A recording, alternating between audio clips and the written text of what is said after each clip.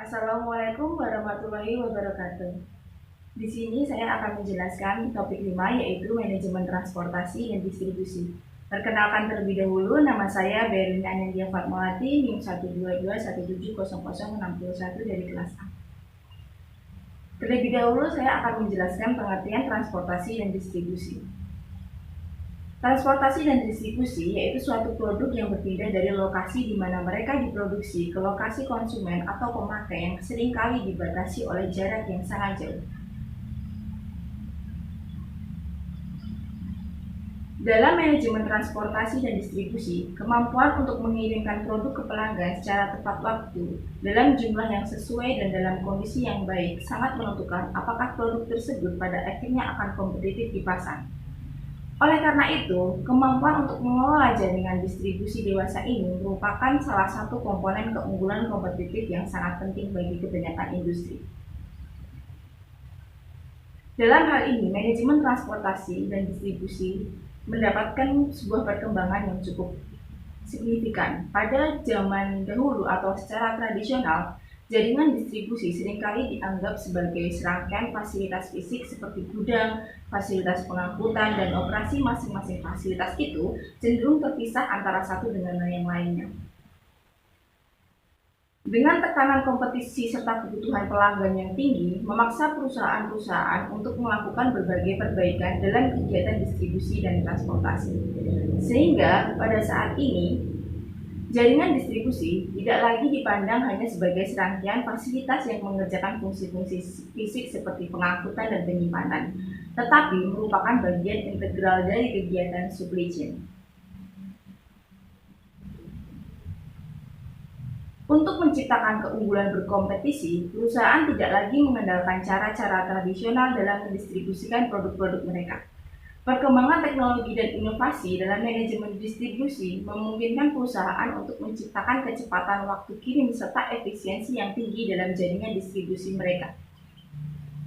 Teknologi yang dewasa ini sangat memudahkan operasi distribusi tersebut, yaitu berupa barcoding, RFID, dan ASRS. Berikutnya yaitu fungsi dasar manajemen distribusi dan transportasi. Manajemen transportasi dan distribusi mencakup baik aktivitas fisik yang secara kasat mata bisa kita saksikan, seperti menyimpan dan mengirim produk, maupun fungsi non-fisik yang berupa aktivitas pengolahan informasi dan pelayanan kepada pelanggan. Fungsi dasar dari manajemen distribusi dan transportasi itu sendiri yaitu menghantarkan produk dari lokasi di mana produk tersebut diproduksi sampai di mana mereka akan digunakan. Fungsi dasar bertujuan untuk menciptakan pelayanan yang tinggi ke pelanggan. Berikut merupakan fungsi-fungsi dasar yang dapat dilihat melalui berbagai cara, yaitu tingkat service level yang bisa dicapai, kesempurnaan barang sampai ke tangan pelanggan, pelayanan purna jual yang memuaskan, serta kesempurnaan barang sampai ke tangan pelanggan tersebut. Manajemen distribusi dan transportasi pada umumnya melakukan sejumlah fungsi dasar. Fungsi-fungsi dasar tersebut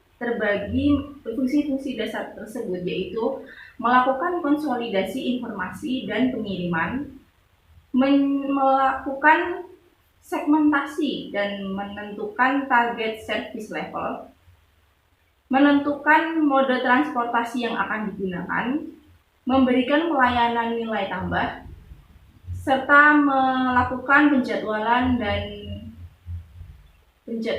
penentuan rute pengiriman, penyimpanan persediaan, serta menangani pengembalian. Strategi distribusi sendiri dibagi menjadi dua, yaitu pengiriman melalui warehouse dan pengiriman secara langsung.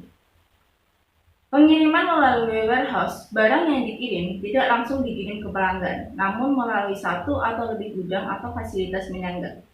Untuk pengiriman langsung merupakan pengiriman langsung dari pabrik ke pelanggan tanpa melalui gudang atau fasilitas penyangga. Berikutnya yaitu cross-docking atau metode inovatif dalam manajemen distribusi. Cross-docking sendiri yaitu sistem distribusi di mana yang diterima di warehouse, barang yang diterima di warehouse atau gudang dengan truk masuk lalu segera dipilih, diatur berdasarkan permintaan customer.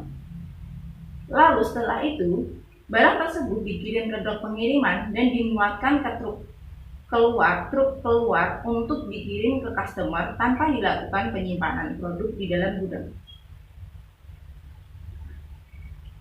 Cross-docking sendiri dibagi menjadi dua, yaitu pre-pack cross-docking serta intermediate handling cross-docking. Pre-pack cross-docking merupakan pengiriman yang akan disiapkan oleh supplier berdasarkan pada kebutuhan toko per toko. Sedangkan intermediate handling cross-docking yaitu dengan cara mengeluarkan order gabungan tanpa adanya rincian dari toko. Selanjutnya yaitu pengaplikasian dari metode cross-docking itu sendiri. Yang pertama yaitu pada distributor komputer yang membeli komponen dari berbagai vendor atau pabrik akan melakukan konsolidasi komponen-komponen tersebut di suatu lokasi yang dinamakan pusat merge in transit sehingga mereka bisa dikirim secara bersamaan dalam satu paket. Pada bisnis retail, cross-docking bisa dilakukan dengan mengkonsolidasikan produk yang datang dari berbagai vendor untuk dikirim ke berbagai toko retail yang menjual produk-produk tersebut.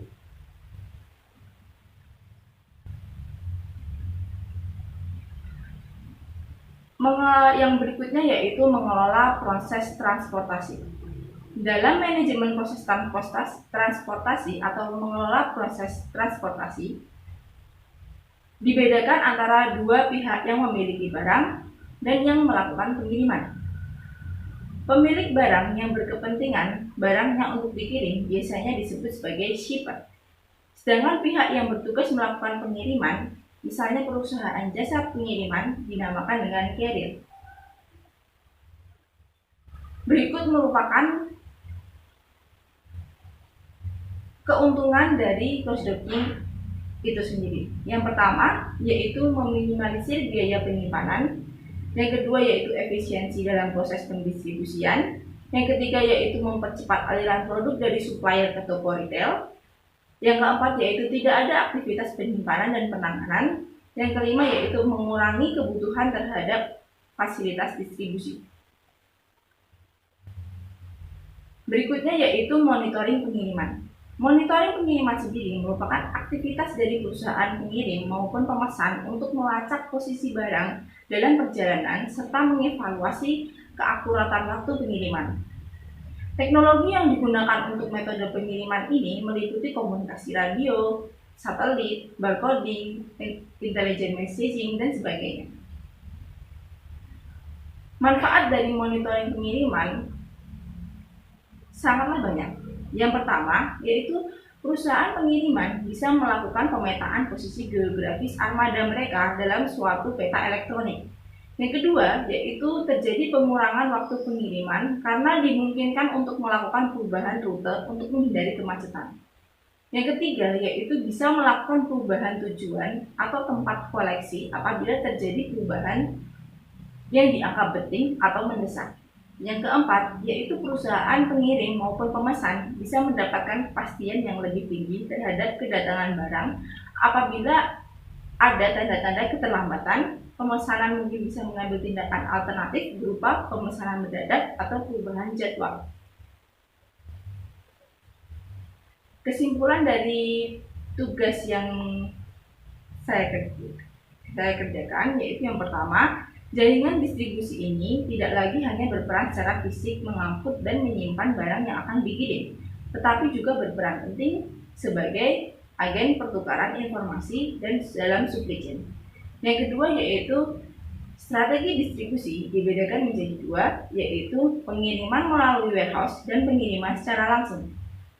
Yang ketiga, cross-docking adalah sistem distribusi di mana barang yang diterima di warehouse tidak disimpan dan langsung dikirim ke dok pengiriman untuk dikirim langsung ke konsumen. Yang keempat, mengelola transportasi dibagi menjadi dua, yaitu dua pihak, yaitu pihak shipper dan pihak carrier. Yang kelima, monitoring dilakukan untuk mengetahui aktivitas dari perusahaan pengirim maupun perusahaan pemesan. Sekian presentasi yang dapat saya berikan. Apabila ada kesalahan mohon dimaafkan. Wassalamualaikum warahmatullahi wabarakatuh.